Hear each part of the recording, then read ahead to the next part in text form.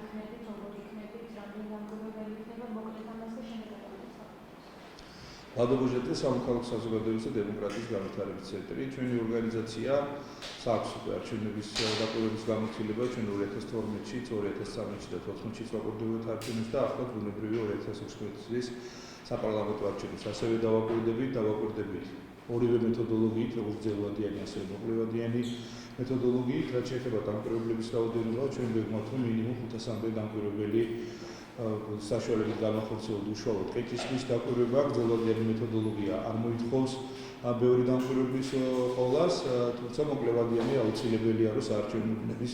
მინიმუმ 10-12% იყოს დაფარული იმისათვის, რომ ჩვენ შევძლოთ სრულფასოვანი დაკვირვება განახორციელოთ.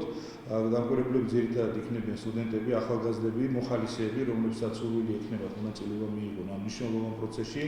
და მოუწოდებ ახალგაზრდებს იაქტიურონ ჩვენი Facebook გვერდის მეშვეობით დაგვიკავშირდნენ და ჩაერთონ და მონაწილეობა მიიღონ არჩევნების დაკვირვების პროცესში. მათ ჩაუტარდებათ. ჩვენ არ გამახორციელებთ exit poll-ებს, ავარაუდოთ, თუმცა ვნახოთ, გვაქვს სხვადასხვა დონორებთან მოლაპარაკება, ალბათ გამახორციელებთ არჩევნების შედეგების პარალელურ დათვლას, რაც გულისხმობს იმას, რომ ჩვენი დაკვირვებლების საშუალებით, როცა ისინი მოიპოვებენ არჩევნების შედეგების შემაჯამებლად ოქმებს საარჩევნო უბნებზე, ისინი დაუყოვნებლივ მოგვაწვდიან მონაცემებს ოფისში და ჩვენ გამახორციელებთ არჩევნების პარალელურ დათვლას.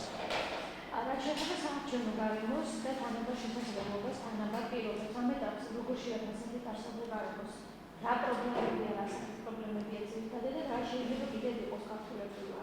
პირველ რიგში მინდა გამოვეხმაურო, რომ გუშინდელ დღეს ძალიან ინციდენტების სავსე აღმოჩნდა, ერთის მხრივ ბათუმში, მეორეს მხრივ თელავში,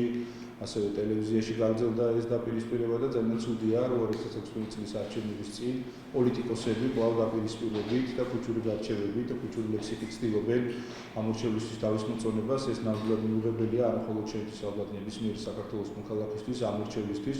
რომელიც ხედავს, რომ პოლიტიკური ძალები ასეთი გზით ცდილობენ მათ ხარდაჭერის და რაც ყველაზე მთავარია, შემდგომ ძალაუფლების მოპოვებას. მე დარწმუნებული ვარ, რომ სამართალდამცავი ორგანოები ისე როგორც გუშინ ეფექტიანად და ადრეულად იმოქმედეს, ასევე იმოქმედებენ მომავალშიც, რადგან სავარაუდოდ, რაც უფრო მოახლოვდება არჩევნები, მით უფრო აიწევს ტემპერატურა და მით უფრო გაღრმავდება დაპირისპირება და სხვადასხვა სახის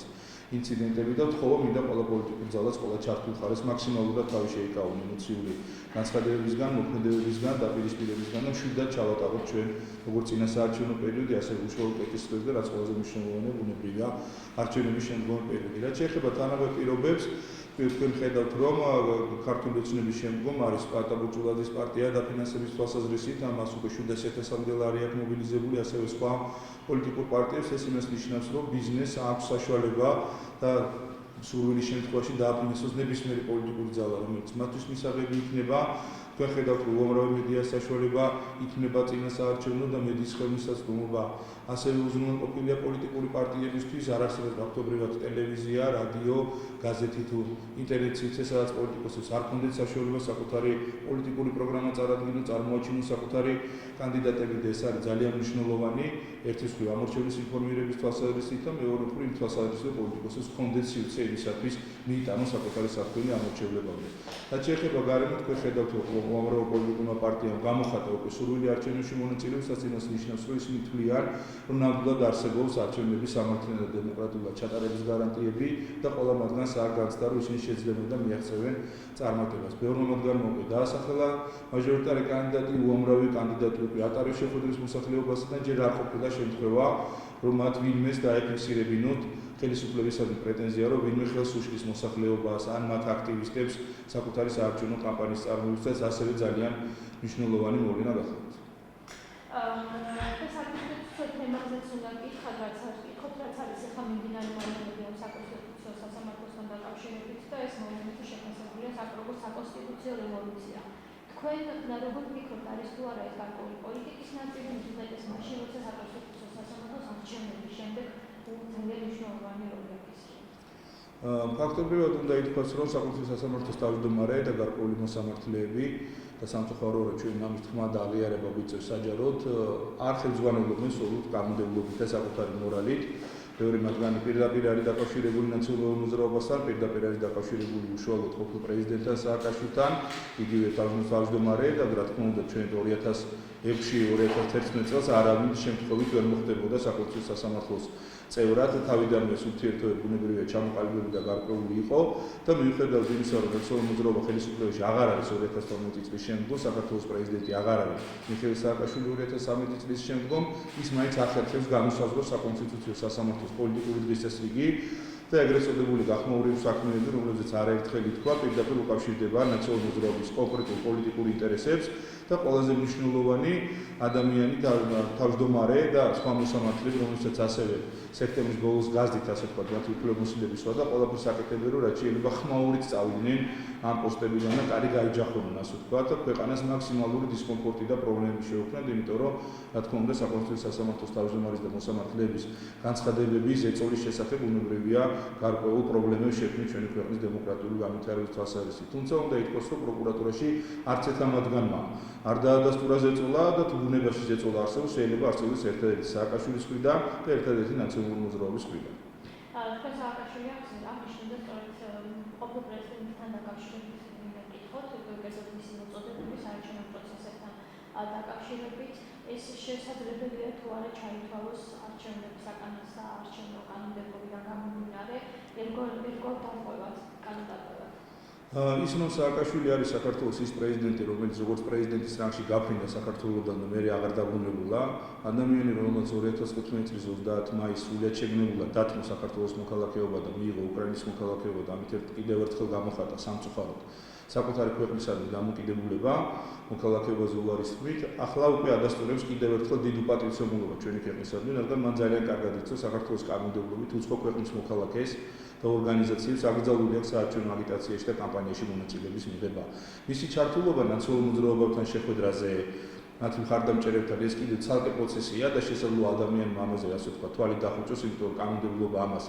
არ არეგულირებს, მაგრამ როგორც კი საარჩევნო კამპანია დაიწყო 8 ივნისის შემდგომ, უკვე მას როგორც უცხო ქვეყნის მოქალაქეს აკრძალული აქვს ნებისმიერი განცხადების გაკეთება, რომელიც შეიძლება აღქმული იყოს როგორც აგიტაცია რომელიმე საარჩევნო სუბიექტის სასარგებლოდ, ამ შემთხვევაში ბუნებრივი იგულისხმება ნაციონალური მოძრაობა და ასევე რომელიმე სუბიექტის საწინააღმდეგოდ, რა თქმა უნდა, იგულისხმება ქართული ოცნება. ის რომ ნაციონალური მოძრაობის ყოფილი ლიდერი და საქართველოს ყოფილი პრეზიდენტი მაინც უხეშად აკეთებს საქართველოს კანონმდებლობას და ჩვენს შემთხვევაში ერთადერთი სასჯელი ამ მხრივ არის ის, რომ მას გამოიწვევს 2000 ლარიანი ჯარიმა.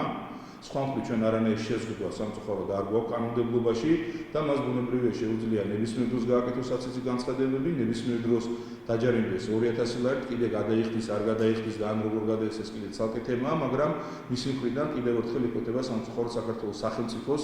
და საქართველოს კანონმდებლობის უპატრიოტიზმულობა ნაბიჯით და მინდა მოვუწოდოთ თავის შეიკავოს ასეთი განცხადებები. ამ კონკრეტული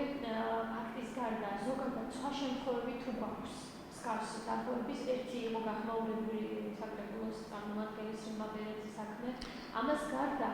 თუ შეგვიძლია მსგავსი ეს რა ვითარებულა?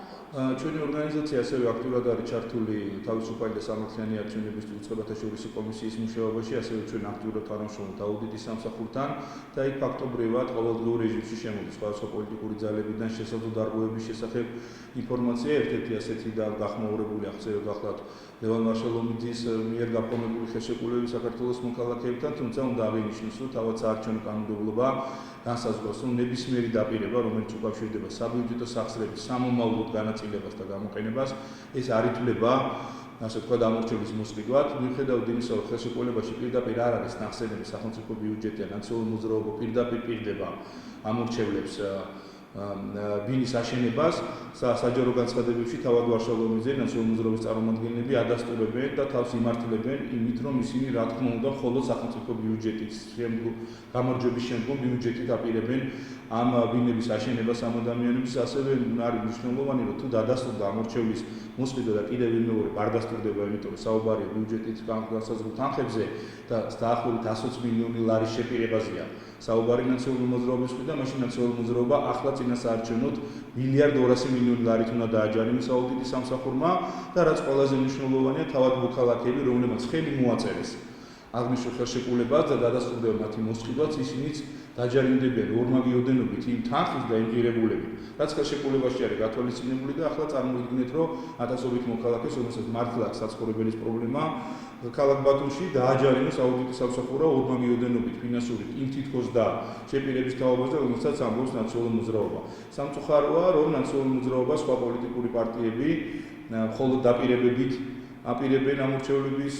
მობილიზებას, მათი ხმების მიღებას და სამწუხაროა, რომ სკოლის დამოუკიდებლობის 25 წლის მანძილზე სხვა პოლიტიკური ძალების მათ შორის ბუნებრივია ვერ გაცდენ მხოლოდ ყალბ და ასე ვთქვათ, არარეალური დაპირებების გაცემას და არავინ არის ორიენტირებული პროგრამებზე, ღონისძიებებზე, რეფორმებზე და იმაზე თუ როგორ შევძლებ ჩვენ უკეთეს ქვეყანაში ვიცხოვროთ.